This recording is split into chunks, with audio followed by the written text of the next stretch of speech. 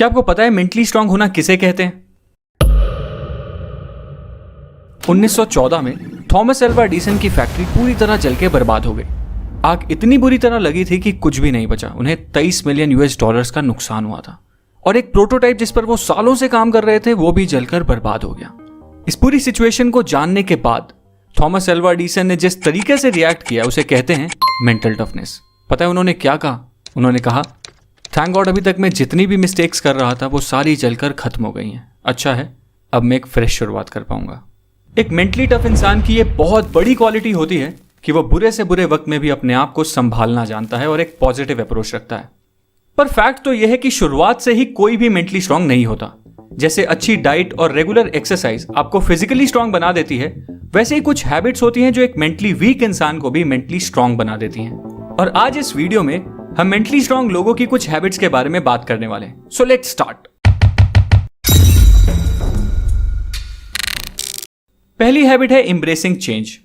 Eagle इकलौता ऐसा पक्षी होता है जो 70 साल की उम्र तक जिंदा रह सकता है। पर इस उम्र तक जिंदा रहने के लिए हर ईगल को एक बहुत मुश्किल डिसीजन लेना पड़ता है, क्योंकि 40 साल तक जिंदा रहने के बाद एक ईगल के पंजे इस लायक नहीं रहते कि वो उन पंजों से कोई शिकार आसानी से कर पाए। उसके पंजे कमजोर हो जाते हैं और इतने लचीले भी नहीं रहते। और तो और उसकी तीखी और लंबी चोंच भी काफी मुड़ जाती है और उसके पंख इतने मोटे हो जाते हैं कि उड़ान भरना भी मुश्किल हो जाता है। और 40 साल की उम्र में यही वो टाइम होता है जब एक ईगल के पास सिर्फ 2 ही ऑप्शंस होते हैं। पहला, या तो वो इसी तरह मर जाए, दूसरा कि वो एक बहुत ही पेनफुल से चेंज के प्रोसेस को एक्सेप्ट कर ले। एक ईगल की जिंदगी में ये प्रोसेस 150 दिन का होता है और इस प्रोसेस के लिए उस ईगल को किसी पहाड़ की चोटी पर जाकर बैठ जाना होता है और वहां उसे अपनी चोंच को तब तक किसी पत्थर पे मारते रहना होता है जब तक उसकी चोंच निकलकर नीचे ना गिर जाए। और चोंच के अलग हो जाने के बाद एक ईगल फिर नई चोंच के उगने का इंतजार करती है। जब नई चोंच उग जाती है तो उस तीखी और मजबूत चोंच से फिर वो अपने पंजे उखाड़ देती है और फिर से नए पंजों के उगने का इंतजार करती है। जब उसके नुकीले से नए पंजे वापस आ जाते हैं तो फिर वो उन पंजों से अपने पुराने से मोटे पंख भी नोच लेती है ताकि नए और हल्के पंख उग पाए। और फाइनली इन बेहद दर्द भरे 150 दिनों के बाद एक ईगल अपनी नई जिंदगी की एक नई उड़ान भरती है एंड अपनी जिंदगी के बचे हुए 30 साल जीना शुरू करती है। मतलब सर्वाइवल के लिए और जिंदगी को जीने के लिए एक दर्द भरे चेंज को एक्सेप्ट करना ही पड़ता है। और याद रखो, जब बारिश होती है ना तो सारे पक्षी बचने का कोई ना कोई ठिकाना ढूंढते हैं, पर इकलौता ईगल ऐसा पक्षी होता है जो बारिश से बचने की कोशिश करने के बजाय बादलों के ऊपर उड़ने की औकात रखता है। इसलिए एक मेंटली स्ट्रांग इंसान भी हर मुश्किल चेंज को एम्ब्रेस करता है और उसे एक्सेप्ट करके उस चेंज से गुजर कर खुद को मजबूत बनाता है, चेंज से घबराता नहीं है। दूसरी हैबिट है एस्टैब्लिशिंग बाउंड्रीज। याद करो लास्ट टाइम ऐसा कब हुआ था जब आपको कोई ऐसा काम करना पड़ा हो जिसकी वजह से आपका पूरा शेड्यूल, आपका पूरा प्लान बर्बाद हो गया और बाद में आपको रिग्रेट हुआ कि काश तब आप उस काम को मना कर देते तो शायद आप अपने बाकी के इंपॉर्टेंट काम अच्छी तरह कंप्लीट कर पाते। अगर ऐसा आपके साथ अक्सर होता है तो सॉरी, आप शायद इतने मेंटली स्ट्रांग नहीं हो, क्योंकि एक मेंटली स्ट्रांग इंसान को उसकी बाउंड्रीज मतलब उसकी लाइन ऑफ कंट्रोल पता होती है। उसको पता होता है कि उसे किस काम के लिए नो बोलना है और किस काम के लिए यस, उसे किस कन्वर्सेशन का हिस्सा बनना है और किस कन्वर्सेशन का नहीं, उसे क्या खाना है और क्या नहीं। एक मेंटली स्ट्रांग इंसान को यह सब बहुत अच्छी तरह पता होता है। मतलब एक मेंटली स्ट्रांग इंसान बहुत ज्यादा सेलेक्टिव होता है। अब तीसरी हैबिट है the power of sacrifice. Human psychology को समझने वाले लोग ये अच्छी तरह जानते हैं कि sacrifice builds resilience, resilience builds strength, strength builds power and power builds purpose. इस चीज का एक परफेक्ट एग्जांपल है विराट कोहली।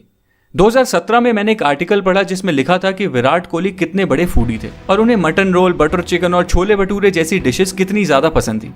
पर आज उनकी डाइट कुछ ऐसी है कि बटर चिकन और मटन रोल तो छोड़ो, वो अपनी कॉफी में चीनी तक नहीं पीते। डिसिप्लिन और सेक्रीफाइस उनकी लाइफ का एक मेजर एलिमेंट है। एंड दोस्तों, कोई भी पर्पस बिना सेक्रीफाइस के पूरा किया ही नहीं जा सकता, चाहे वो सेक्रीफाइस बुरी एडिक्शंस का हो, जंक फूड का हो या सोशल लाइफ का।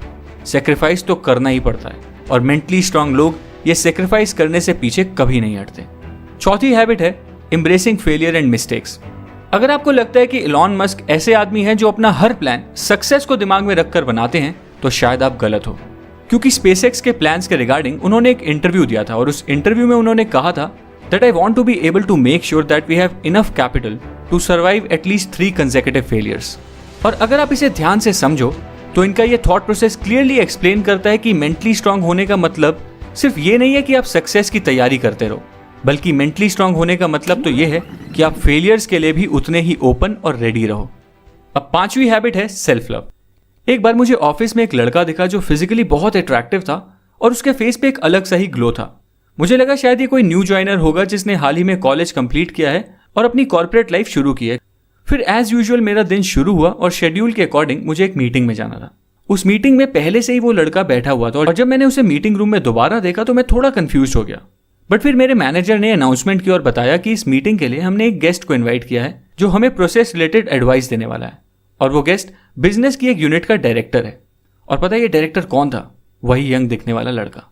एंड उसके बाद जब मेरी उस डायरेक्टर से बात हुई तो उसने बताया कि वो बिजनेस की एक बहुत ही क्रिटिकल यूनिट हैंडल कर रहा है और उसका शेड्यूल फुल पैक्ड रहता है, पर वो जब तक अपने दिन की शुरुआत में सबसे पहले अपनी फिजिकल हेल्थ और मेंटल हेल्थ पर काम नहीं कर लेता, वो अपने दिन के बाकी काम भी शुरू ही नहीं करता।